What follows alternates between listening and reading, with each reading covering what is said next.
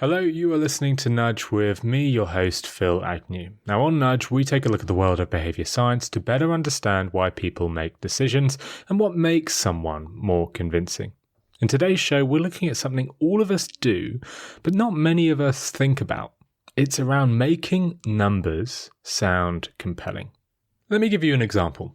A few weeks back, a friend and I were chatting about billionaires. She mentioned how the actual amount of wealth a billionaire has is really difficult to grasp. We think, sure, billionaires are rich, sure they're richer than millionaires, but how much richer? I didn't really know. A lot more is what I guessed, but I couldn't really give a specific amount. And then I came across this thought experiment. Imagine you and your spouse entered a lottery. If you win, you must spend £50,000 of your prize money every single day until it runs out. You win £1 million, but your spouse wins £1 billion.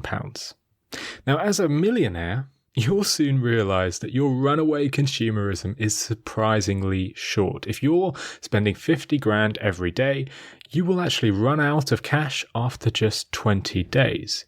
But for your billionaire partner, their resources will hold out for a little bit longer.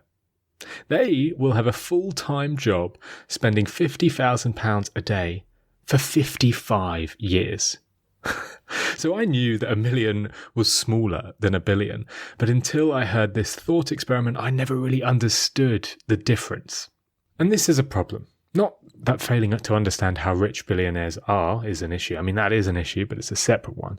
The issue is that it's really difficult to help people understand the meaning behind numbers and to help communicate the impact of numbers.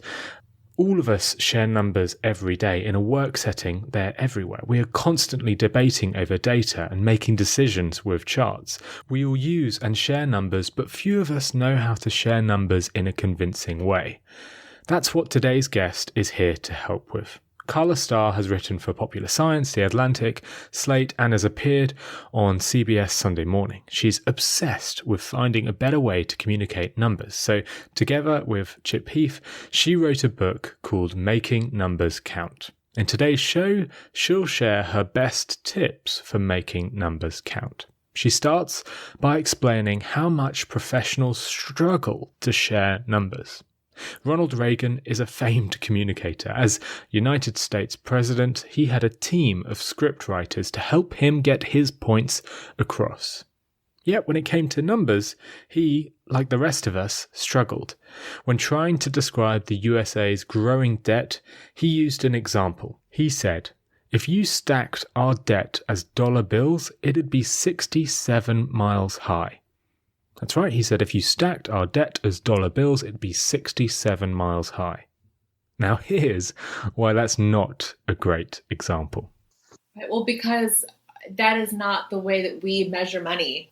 Nobody goes, we don't have this kind of intuitive knowledge of how high dollar bills should be stacked. We don't go around, at the grocery store thinking, okay, so, we need to buy this piece of fruit. This is a stack of quarters, half an inch high. And also, so there are two things going on. Number one, height. That is not something that's really intuitive to a lot of people, unless maybe you're, in interior design or construction or real estate or something. I think people, they use their own height as a benchmark, and then beyond that, it's like, I have maybe a good idea of whether or not a man is around 6 feet tall. But beyond that, it's just kind of a shot in the dark. I have no idea. Stating that America's debt is 67 miles high isn't helpful because we don't really know what it means. We know it's a lot, just like we know a billionaire earns a lot more than a millionaire, but it doesn't really help us understand the scale. But height isn't the only problem with Reagan's analogy. So height is really bad, but then just intuitively, it's not how we measure money. No one has ever gone through their budget or their bank account and said, oh, I really wish I hadn't spent those, 2 inches worth of $5 bills the other week. That just makes no sense. So I think that, for him to say that, really the only point that he wanted to get across was that's a lot of money. And sure, he got that point across, but not in a way that helped people really understand how much money it was. So I asked Karla, if Reagan had another chance, How should he describe 1 trillion in debt? I think if he wanted to get across the idea that, the debt is higher now than it ever has been, I think it could have been useful to talk about, the debt has grown, maybe it has doubled in the last, however many years. And that way he could have emphasized the difference or the speed or the rate of increase. Karla suggests another way to improve Reagan's speech in her book. She suggests that breaking the figure down per person will help people conceptualize the size of the debt. So instead of saying 1 trillion, you could say the debt is $4,000 per person. In the UK, you could say that the UK's national debt is currently 1.2 trillion, or you could say that the UK's national debt is £32,000 per citizen, and that includes infants, children, and retirees. Personalising numbers, making it clear what it means for the individual, makes them more effective.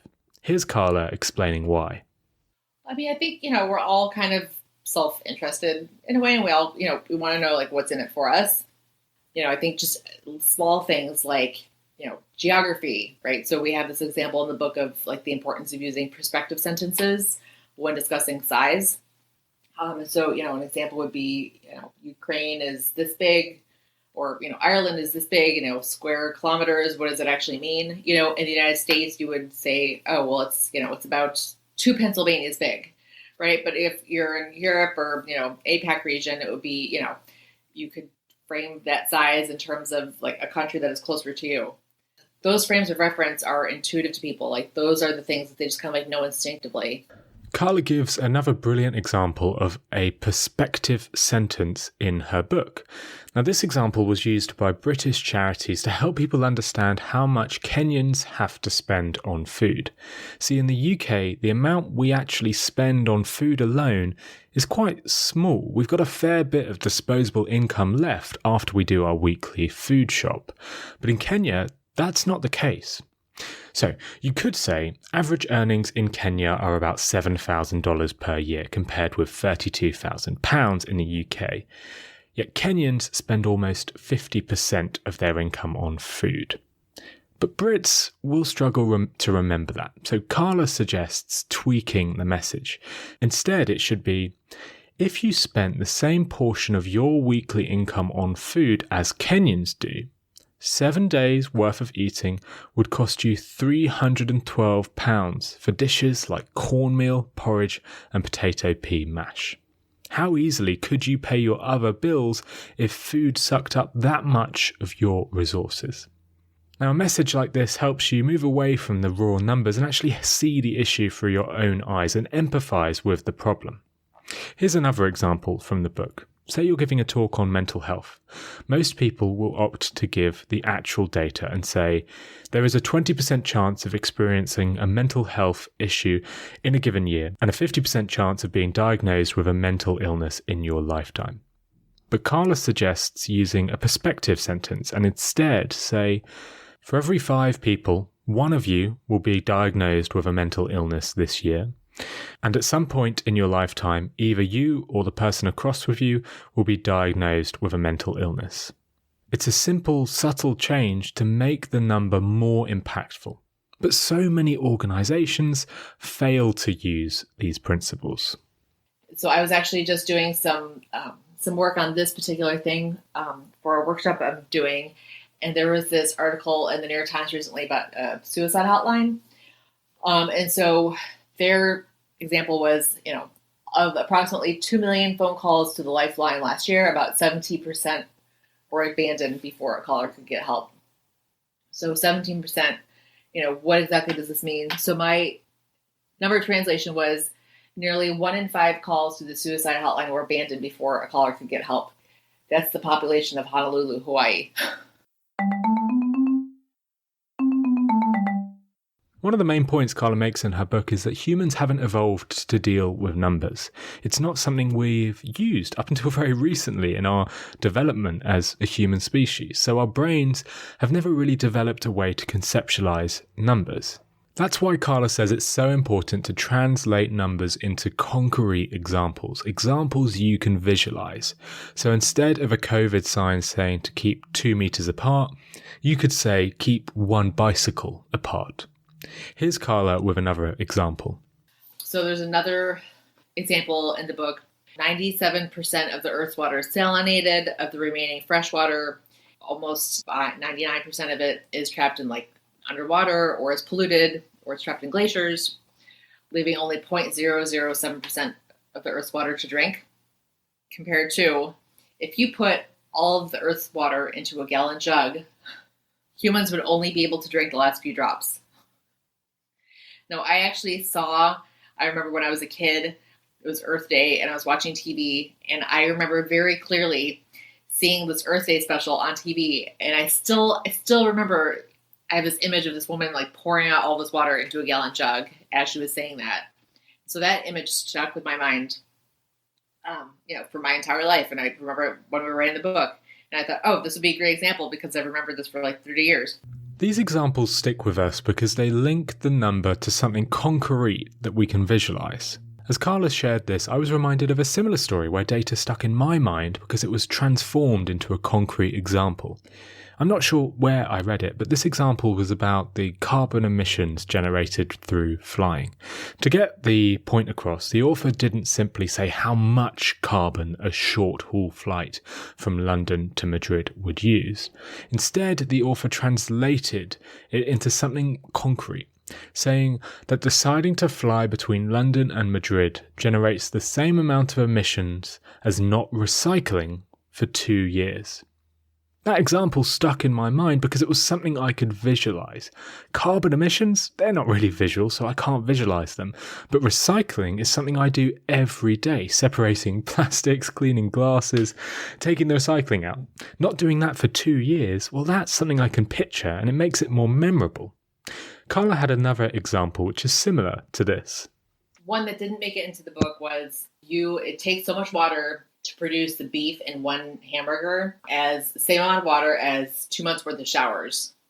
One of the reasons for this is due to something called the concrete phrase effect. This is the idea that concrete phrases are more memorable than abstract phrases. To help prove this, I'm going to do a little test, a little experiment with all of you listening. I'm going to read out 10 phrases, and you have to remember as many phrases as possible. Don't write them down. Just try and keep them in your head and recall how many you remember. Okay, here you go. Here are the 10 phrases. Square door, impossible amount, rusty engine, better excuse, flaming forest, apparent fact, muscular gentleman, common fate, white horse, subtle fault. All right, give yourself 10 seconds, give yourself a bit of time. Which ones do you remember? Which of those phrases come to mind? Okay, now the chances are you remembered phrases like square door, rusty engine, flaming forest, muscular gentleman, and white horse. And the chances are you probably didn't remember the phrases impossible amount, better excuse, apparent fact, common fate, and subtle fault. That's because the concrete phrases, which was the first set of phrases I read you, they're just more memorable than abstract phrases. In tests using this exact experiment, Richard Shotton found that people are 10 times more likely to remember concrete phrases over the abstract phrases. There's an easy lesson for marketers here. Use terms that people can visualize and they'll be more likely to be remembered. There's an easy lesson for marketers here. Use terms that people can visualize and they'll just be more likely to be remembered. A great application of this is how Apple launched its iPad and how their marketing compared to their competitors. See, Philips was one of the leading MP3 providers at the time, and in their ads, Philips spoke endlessly about the MP3 in the abstract. Their ads were titled MP3 in full motion, the 258 megabyte card digital audio player. That was literally the title and subtitle of their ad for their MP3, and it's all in abstract language. Here's what Apple went with. They went with something concrete. They said, say hello to iPad, 1,000 songs in your pocket. There's no prizes for guessing which MP3 player won in the long run. It's down to many different things, but that concrete phrase definitely helped. So just to recap, perspective sentences and concrete phrases can help your numbers stand out. But that is not all. Karla says that anchoring is important too. Anchoring, as many of you know, is a cognitive bias that means when information is scarce, we're largely swayed by the anchor we're presented with. Here's Karla with an example. There was another example. So the idea of anchoring. So with the whole drops of water, one of the gallon jug, another way that I translated that, which did not make it into the book for whatever reason I won't get into. But okay, so if you look at how much water we have on Earth versus how much we can actually drink, that is the equivalent of, just imagine that you make $75,000 a year, and yet you can only spend $5 a year. By anchoring the percentage of water we drink to a different point of reference, salary in this case, we're able to better understand it and we're more likely to remember it. And Steve Jobs was a master at anchoring. He'd use it obsessively during his keynotes to help journalists fully understand the latest innovation Apple were bringing to market. During the Apple MacBook Air launch, he didn't say that the AirBook was 0.7 inches thick. That wouldn't have stuck in anyone's mind. So instead, he used an anchor. He loaded up the dimensions of the Sony TZ behind him. At the time, the Sony TZ was the smallest laptop on the market, so he smartly used that as the anchor. He said, the dimensions of the TZ ranges from 1.2 inches to 1.8 inches. Our MacBook Air beats that on average by half an inch. He finished by saying, the thickest part of the MacBook Air is still thinner than the thinnest part of the TZ. By anchoring the size of his laptop, he got journalists in the room to appreciate the innovation. Without the anchor, it would have just seemed like any old thin laptop. I'll finish up with one final tip from Karla. She says to make your numbers really memorable, use an encore, a surprise ending that captures attention. Here's Karla explaining how difficult it is to win the Powerball, which is the lottery as it's known in the US. Okay, right. So the odds of winning Powerball, right, it's like about 1 in 300 million. Or imagine having to guess which date someone is thinking of any date between January 1st, the year 1, or September 18th in the year 2667. If you match, you win the lottery. However, just as they are about to hand you your check, there is one more hurdle. There are 300 envelopes on the wall. If you don't pick whichever holds your check, you receive nothing.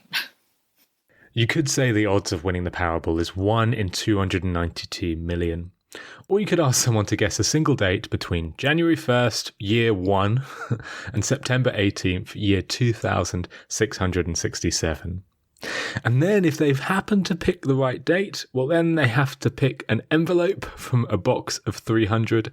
And if you're lucky enough to get the right envelope, well then you can win the lottery. That example works because of that encore. That final twist helps capture the imagination. It's hard enough to pick a random date in 2,000 odd years, but then picking an envelope out of 300, well that just seems impossible. I'll finish with an example of how you could use this. Say you are the marketing director for Romeo Santos, a Latin pop singer and songwriter. How could you convince the Rolling Stones magazine to put him on the cover? You could say he sold back-to-back 5,000-seater shows at the Yankee Stadium. Maybe that would work, maybe not though.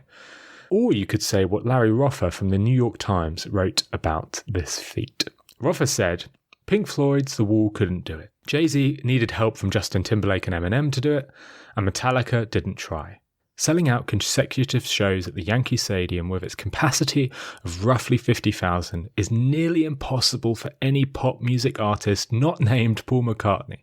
But Romeo Santos, who will perform there Friday and Saturday night, is about to achieve that feat.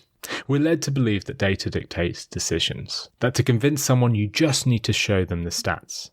But examples from MacBooks to pop stars show that to make numbers count, you have to add a bit of behavioural science to your communication. Okay folks, that's all we have time for today. I really hope you've enjoyed today's show. I had really good fun putting it together and I've learned heaps about the science of communicating numbers along the way. If you want to learn more, the first thing you should do is go and read Karla's book, Making Numbers Count. There's a link to that in the show notes, so go and check it out. Karla also writes a newsletter and hosts workshops on this topics. If you're interested in those, go take a look at the links in the show notes. Now, to finish, I could tell you that 1,000 of you have signed up to the Nudge newsletter, and you should too. But in working on this episode, I've learned that that might not be the best number to give you. So instead, I'll let you know that to transport all Nudge newsletter subscribers, you'd need 14 four-door cars, 7 double-decker buses, and 1 Boeing 747 plane. Surely if that many people subscribe, the newsletter is worth checking out, right? Well, if you do, you'll get access to weekly behavioural science tips in your inbox and nothing else. No spam, no ads. So please do go and check it out if you are interested. The link to sign up is in the show notes. Okay, folks, that's all from me. Thank you again for listening to this episode of Nudge.